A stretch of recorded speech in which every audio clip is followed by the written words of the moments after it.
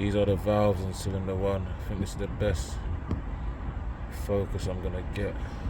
It's kind of hard to see, but focus, man, come on. There we go. The valves aren't meant to be that dirty, so I'm gonna see if I can clean them. I'm gonna find out the best way to clean them and then go from there. Yeah, that's the valves for cylinder 1. See if we can see the other ones. Cylinder 2, not as bad.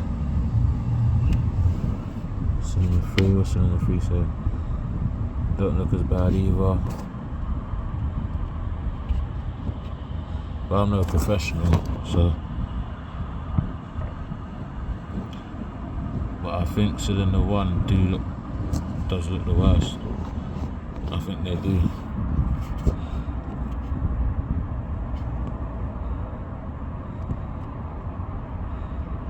That's cylinder 3.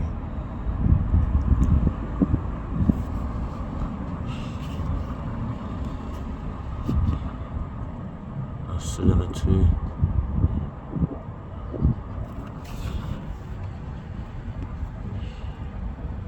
And then that's cylinder 1.